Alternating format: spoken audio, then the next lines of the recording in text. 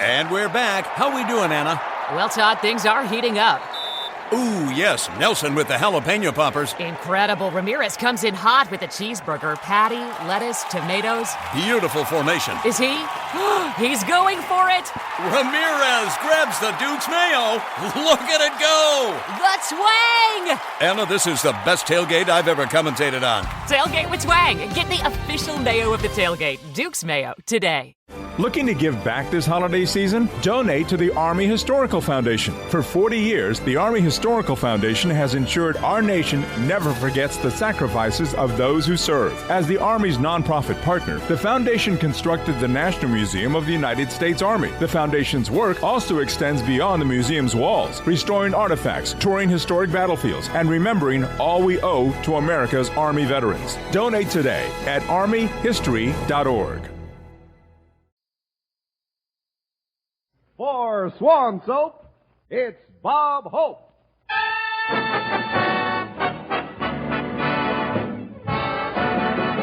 With Doris Day, Jack Kirkwood, Irene Ryan, yours truly, Hy Averback, Les Brown and his band of renown, and our special guest, Rhonda Fleming.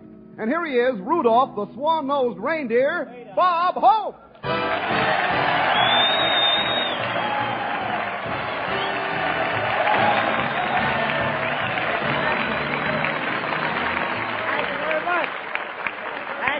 How do you do, ladies and gentlemen? This is Bob welcoming the Ohio State football team, Hope, telling you fine athletes to use Swan soap in your showers.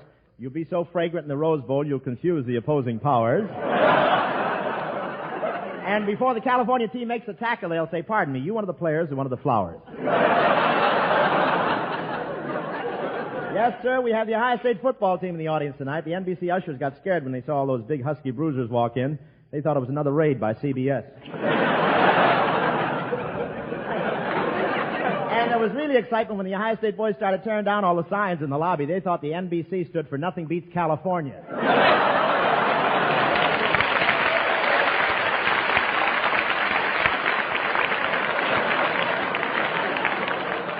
And are these boys rugged? I ate with them at the training table today, and they have a different way of passing things. You're now looking at the fool who asked for the gravy.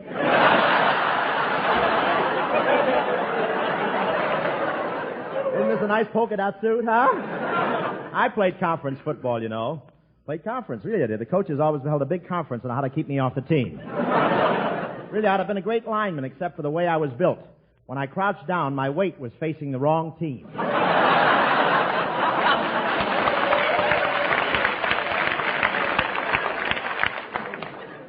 The Ohio coach, Wes Fessler, came prepared for his visit to California. He made all the fellas bring overcoats, raincoats, sunsuits, snowsuits, and diving helmets.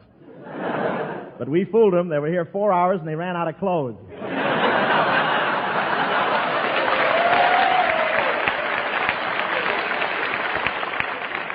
I won't say how much rain we've had over the weekend, but this year we're harvesting the oranges with nets. Things were really floating around here over the weekend. I drove to the Coliseum Sunday to see a football game. When I got there, I parked in my own garage.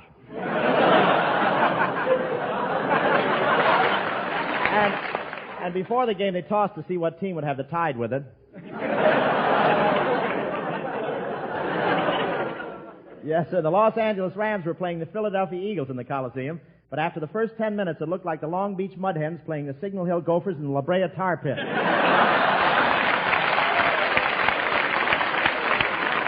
The whole thing looked like a taffy pull in a coal mine. I've never seen anything like it. I was surprised to hear the Ohio State team is staying in Pasadena. Pasadena. Well, we all have to go sometime.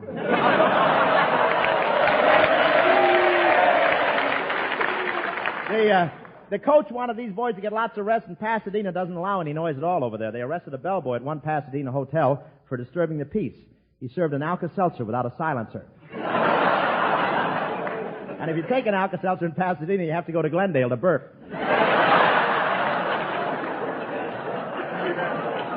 What a ritzy town. They stop you at the city limits and make you exhale your smog. They're very snobbish in Pasadena. They believe if you don't live a good life, when you die, you go to Los Angeles. You know, I'm talking pretty fresh about Pasadena for a guy who needs tickets to the Rose Bowl. Those tickets are harder to get right now than a bath in New York. It's pretty hard to convince Californians that there's a water shortage in New York, but there is. So dry there, I got a letter from New York yesterday, and the stamp was pinned on the envelope.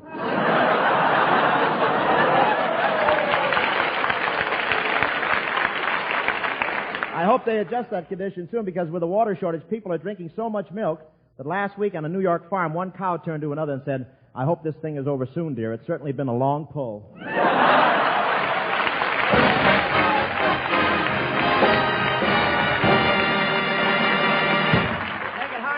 You know, ladies, taking a bath should be more than just a means of getting clean. A bath should be an invigorating experience that leaves you looking your best and feeling as good as you look. Well, that's the kind of bath you enjoy when you use Swan soap. For Swan's wonderful free sudsing action whips up an ocean of rich, creamy lather that caresses your skin, brings out your loveliest you, and leaves your face, hands, and body feeling relaxed and refreshed. It's Swan's mildness and purity that makes this white floating soap a natural choice for baby's bath, too, and for washing your most delicate fabrics. But there's nothing delicate about Swan soap's free sudsing action in the dishpan. It makes short work of dirt and grime, gets you out of the kitchen in half the time. No wonder this miracle soap is an all-American favorite for all washing chores. Try it yourself. Get Swan tomorrow, the all-purpose soap with that wonderful free sudsing action for face, hands, bath, and dishes. Ladies and gentlemen, one of the big thrills in making Paramount's new picture, The Great Lover, was the privilege of playing opposite one of the screen's newest and loveliest stars. And here she is, that gorgeous atomic redhead, Miss Rhonda Fleming.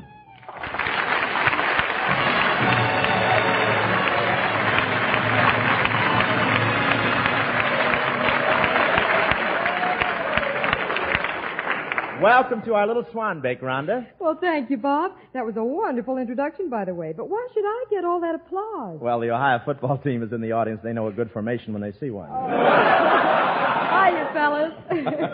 Gee, you're certainly a lovely vision tonight. With those green eyes and that red hair, you look like a traffic signal. A traffic signal? Uh-huh. Well, it's lucky for me your age put you in the safety zone.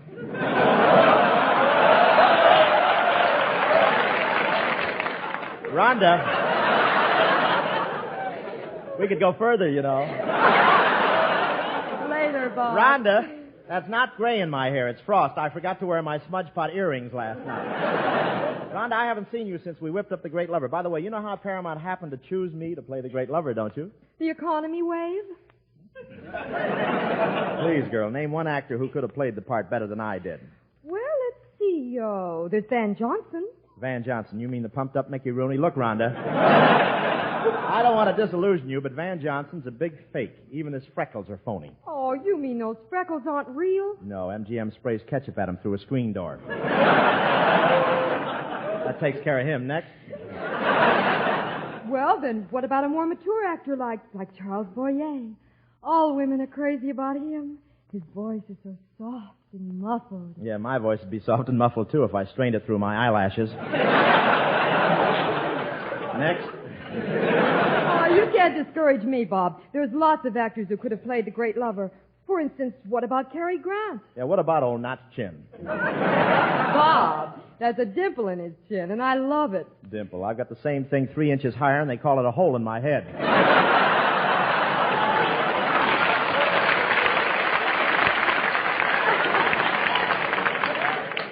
But honestly, Bob, making the picture was lots of fun. And I especially enjoyed the song number we did together. Yeah, hey, while you're here, why don't we knock out a quick chorus of Lucky Us with scenes to match? All right. I always wondered what happened to that couple in the song. Just a bungalow for two, so right for each other. We won't need a view. We'll see one another. No glamour around us. But aren't you glad we found us here? Lucky us. Imagine, Robert, we're actually married at last. Yeah, and wasn't it a wonderful honeymoon? Mm-hmm. But I still think we should have gone together.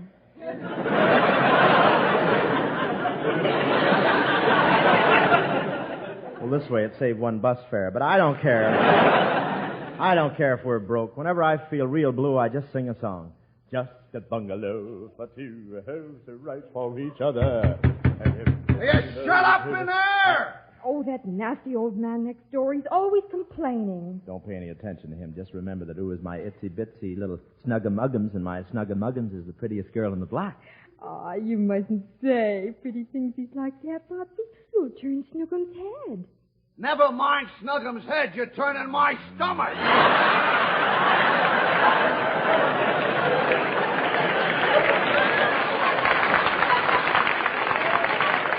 Darn him, he gets me all confused. Robert, what are you doing?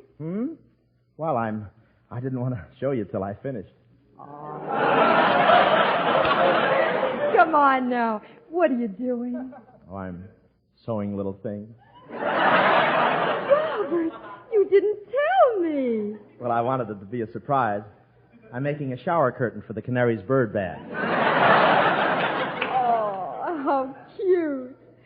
How about giving me a kiss? Okay, we'll handle this, kid. Don't worry. Okay. Here, now, you give it back. All right, there. Got it? Uh-huh. Now, I'll give it back to you. No, I'll give it back to you. Then I'll give it back to you. I'll wait for a fumble if it takes all night.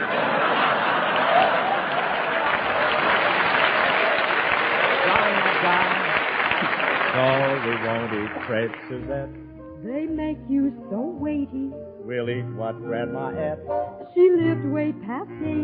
No pheasants in brandy. No pills we must keep handy. Gee, lucky us.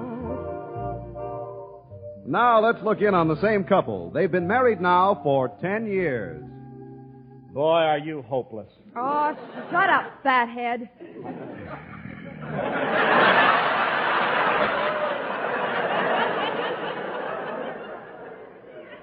Pretty vicious reading, I thought. 10 years we've been married and you ain't learned to cook yet. What happened to the sardines tonight? Well, how should I know? When I got ready to serve them, all I did was pour something over them called vodka.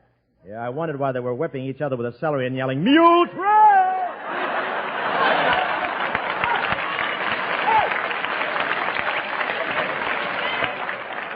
Oh, I don't know why I ever married you in the first place. Are you kidding? We've been married 10 years. You still don't know how to cook. What's wrong with my cooking? Well, you shouldn't be so careless with the ingredients. Yesterday I found a razor blade in the biscuits. Did you really? Yeah, now I'm worried. The Cocker Spaniel's missing.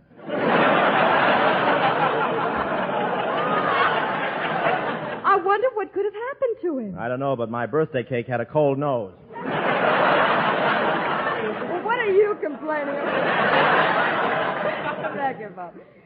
What are you complaining about? My marriage has really been a disappointment. It has, huh? Yes, it has. I always looked forward to an addition in the family. I dreamed of sitting in the evening and listening to soft gurgling in the next room. You've got it. Your old lady's in there hitting the bottle again. There'll be socks and things to mend. I'll keep you in stitches. Time is all we'll spend. With us, time is riches. Oh, Mother, we've been married 50 years this week. I know it, Robert. Remember our first anniversary? Yes. We danced till dawn. We sure did. You put the anniversary waltz in the phonograph, and I cranked it up. That's right. Do you feel like dancing now? Yeah, but tonight you'll have to crank me up. Well, you are beginning to look kind of ancient. I noticed lately your bones are cracking up a bit. Yeah, they sure are cracking. Getting so I can't tell whether it's my Rice Krispies acting up or me sitting down. Gosh, Pa, you're not as lively as you used to be. Whatever happened to your get up and go? It went, and it ain't come back yet.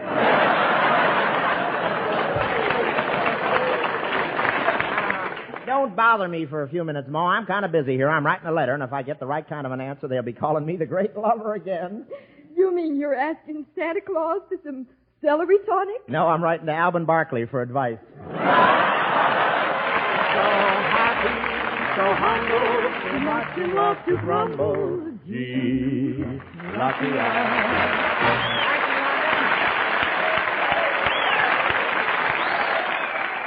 Warren Wrappers from America means soap for Europe's needy. Only 11 more Care Swan days left. Send your Swan wrappers to Care, Boston 1, Massachusetts. Friends, tonight we have a message from two of baseball's all-time greats, voted this year's most valuable players in the major leagues, Jackie Robinson and Ted Williams. Here's Ted Williams from Boston. Tomorrow, most of you youngsters all over the country are starting your Christmas vacations. I know you'll have it all over the kids in Europe because there's a desperate shortage overseas of everything. Not just Christmas presents, but the very necessities of life. Food and clothing and even soap. I'm sure I don't need to remind you that Christmas will mean a lot more to you if you give as well as receive. And take it from me, you can help plenty during these next few days before Christmas. And now, I want to wish all you boys and girls a very Merry Christmas, and I know you'll get in there and pitch. Thanks, Ted Williams. And here's Jackie Robinson from New York. Fellows and girls, you can make Christmas a lot brighter for those needy kids in Europe just by spending a few hours of your Christmas vacation collecting Swan wrappers from your family, friends, and neighbors, and mail them to Care, Boston 1, Massachusetts. Soap may not sound like much of a Christmas present to you, but to those kids in Europe, it may mean the difference between sickness and health. And believe you me, the pleasure you'll get from helping boys and girls less fortunate than yourselves will give you a bigger bang on Christmas morning than all the presents in the world. Thank you, Jackie Robinson. Remember, send Swan wrappers to Care, Boston 1, Massachusetts. Because for every 2 wrappers sent in, Care will speed a cake of Swan soap to some needy youngster overseas. Here's Les Brown and his subjects of Petrillo bringing Warner Brothers' Reason for Mistletoe. Our lovely queen of melody, Miss Doris Day, ladies and gentlemen.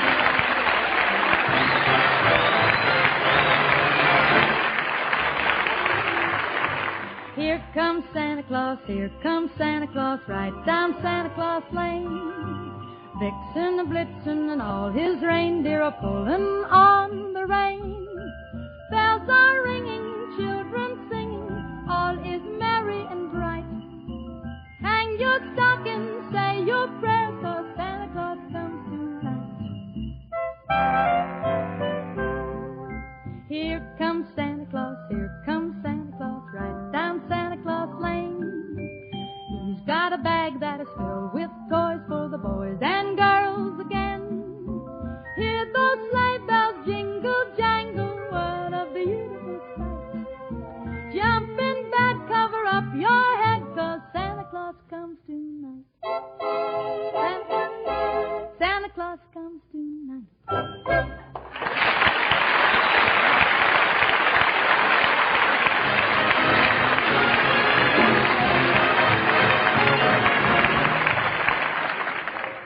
Ladies and gentlemen, there are only 4 more shopping days until Christmas. As usual, Bob Hope neglected to do all his Christmas shopping.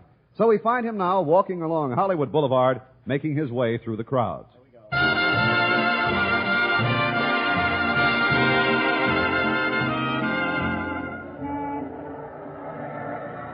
Gee, what a sight Hollywood Boulevard is.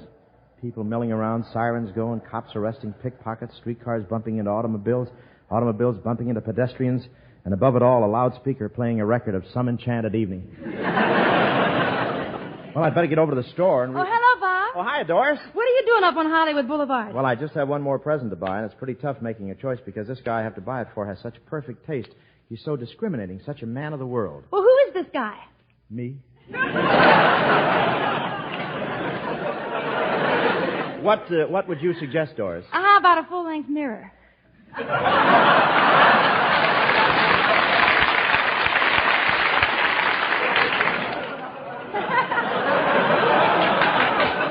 We'll cue you when we want to, you know. No, I've got a full-length mirror, Doris. I've got one of those already, and it's got a special attachment. A special attachment? Yes, every time I look at myself, a hand comes out and slips me a note that says, "Oh, you beautiful doll." You know, Bob, I don't know what to get you for Christmas. Well, Doris, I don't want to seem ungrateful, but please don't give me a present this year that you've knitted. You know how you get carried away when you start knitting. Oh, was the sweater I made for you last year too big? A little bit, but it came in handy. I now have the only Buick in town with a turtleneck slipover. Well, Paramount gave me the measurements.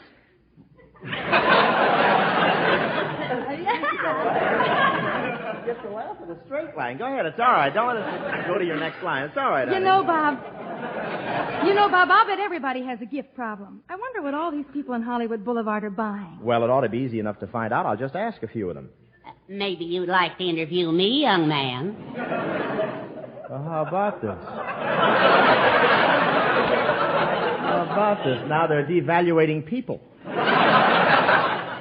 Well, maybe you can help me, sir. I'm trying to find out what sort of gifts people are buying up here on Hollywood Boulevard. Well, I'm trying to buy something for my wife, Maggie, and she's such a problem. Well, why is that? She weighs 370 pounds and has 4 chins. Oh, our married life isn't very happy. Why not? I never see Maggie alone. Well, what are you going to buy your wife? Oh, dear, I just don't know what to get her. Last year, I bought her a bathing suit, but she didn't look very good in it. Because she's so heavy? No, it's on account of her tattoos. You married a tattoo woman? Yes, I had to. I couldn't afford a television set.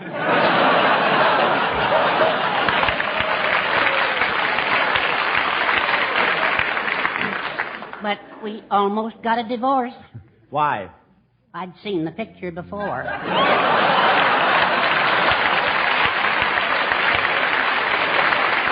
Well, thanks very much. See, there's a lot of people up here on Hollywood Boulevard. I wonder who I ought to talk to next. Oh, here comes someone. It's a woman. I think it's a woman. Hello, Mr. Ho. I was wrong. It's Irene Ryan.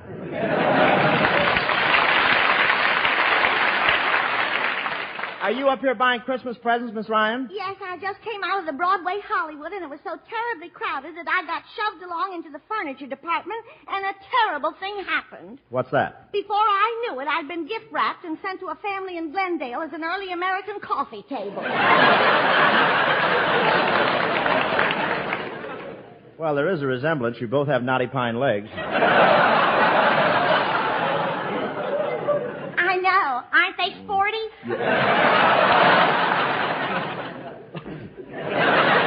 Well, I guess you're happy that you've got all your Christmas shopping done, huh? Oh, no, I'm not happy at all. I just hate the idea of being away from my folks at Christmas. I'm especially homesick today because I just got a letter from my mother. From your mother? Yes. I've got the letter right here. She writes to me, Dear George. Dear George?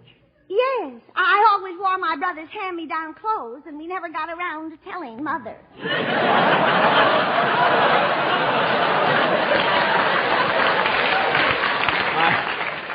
I wondered why you were wearing spats. Oh, but I don't look like a man now, do I? No, I think you look gorgeous, George. Say,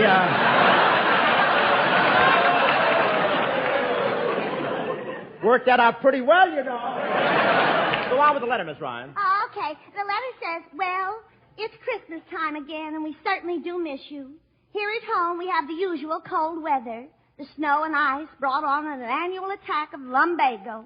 It's a little better now, but I still have a terrible pain in the neck. That reminds me. How are you, dear? Gee, it's lonely without you at Yuletide season. Last night, your father and I sat in the living room staring at your vacant chair. Then we got out the family album and looked at all the pictures of you. I think we were better off staring at the vacant chair. We would like to see you soon, dear. Your room is exactly the way you left it. We sure wish you'd come home and clean it up. Well, goodbye, Mr. Holt. Goodbye, Miss Ryan.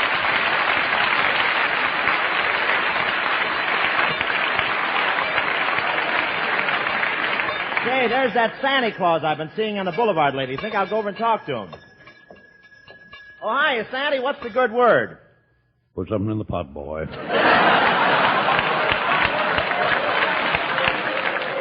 Well, how you feeling tonight, Santa? Oh, miserable, boy, just miserable.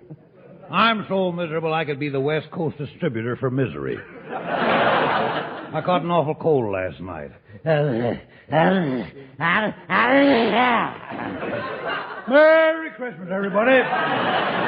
You have got a bad cold. I wouldn't have caught this cold if people would only learn. Learn what? To cover a man up after he's been thrown out of a saloon.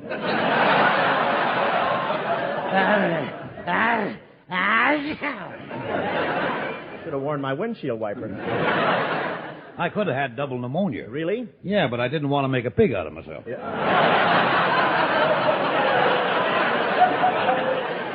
Come on, put something in the pot, boy. Well, what are you doing for your cold, Santa? I was going to buy some cough drops, but they cost a lot of money, and I was going to buy some bromoquinine, but I didn't want to spend the money for that either. You know, there's a lot of scotch in you. Well, don't stand so close to me. You won't notice it.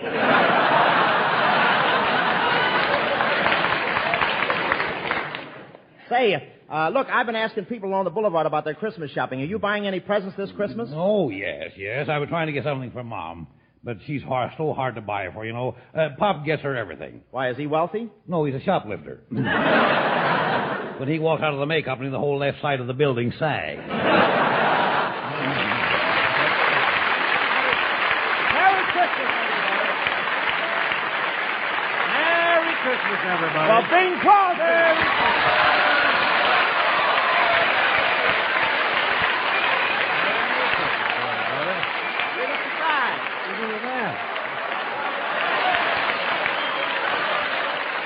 California he's wearing there. You want to get us going to get killed? How are you, Dad? Nice of you to drop in.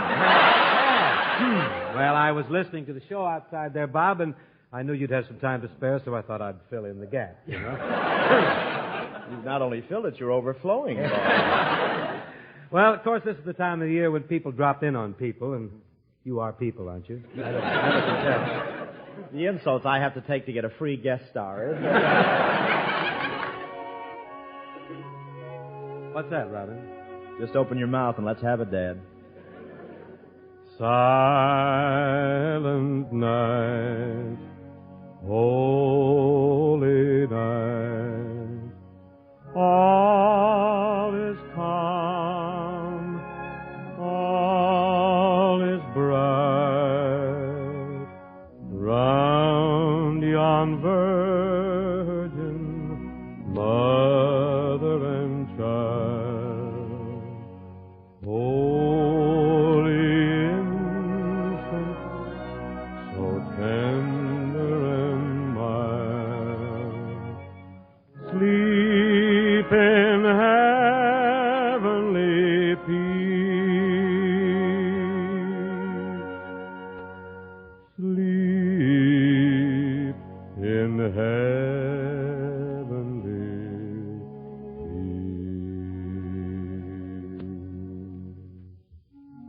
Yes, sir. What a fortunate family the Crosbys are to be able to sit around the tree on Christmas Eve and sing the carols with Tin Pan Alley's St. Nicholas, the one and only Dare Bingle. You know, every Christmas my kids, Linda and Tony and Nora and Kelly, throw it in my teeth. Daddy, why can't you sing like Mr. Crosby? That's very gracious of you, Robert, but when Gary, Dennis, Philip, and Lindsay gather to sing the carols, I want to tell you I'm just the fifth in the foursome. Besides, on Christmas Eve, the gang discussed matters of far greater importance than Daddy's music. And don't we all? You know, on Christmas Eve, our thoughts and our thanks go out to the mothers and dads of more than 300,000 young men who traded their lives for our freedom, and to the thousands of their buddies who'll be spending another Christmas in our veterans' hospitals. You mind if I throw in something personal here, Robert? This is the time for it, Harry. Well, Bob, when a Hope and a Crosby get together, things usually get a bit zany. But crowding Christmas as we are, I'd like to take my hair down. Up, no cracks there. And tell you very sincerely, Santa Claus couldn't bring me anything I value more dearly than a lifelong lease on the good fortune that has given me so many good friends. It's wonderful. Sign right here. I'll go for that. Merry Christmas, Bing. Merry Christmas, Bob. Merry Christmas, Merry Christmas, friend.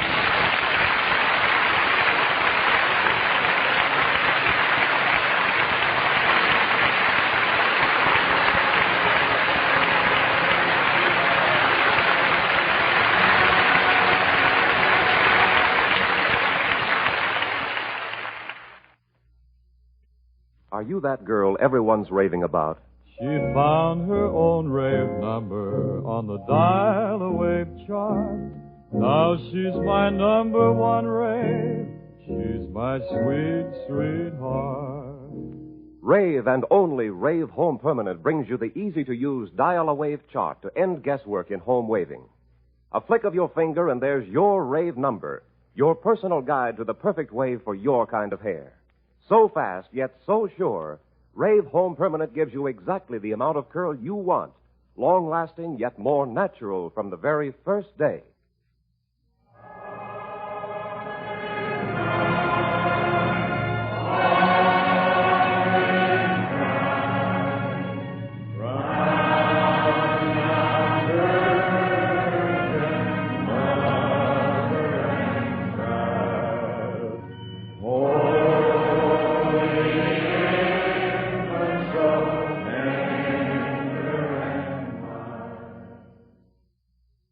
Coming up, it's Fibber McGee and Molly on NBC. KFI and KFI-FM. Okay, round two. Name something that's not boring. A laundry? Ooh, a book club. Computer solitaire, huh? Ah, oh, sorry, we were looking for Chumba Casino. That's right, ChumbaCasino.com has over 100 casino-style games. Join today and play for free for your chance to redeem some serious prizes. ChumbaCasino.com. No purchase necessary. Void where prohibited by law. 18 plus. Terms and conditions apply. See website for details. Judy was boring. Hello. Then Judy discovered ChumbaCasino.com. It's my little escape. Now Judy's the life of the party. Oh, baby, mama's bringing home the bacon. Whoa, take it easy, Judy. The Chumba life is for everybody. So go to ChumbaCasino.com and play over 100 casino-style games. Join today and play for free for your chance to redeem some serious prizes. ChumbaCasino.com. No purchase necessary. Void where prohibited by law. 18 plus terms and conditions apply. See website for details.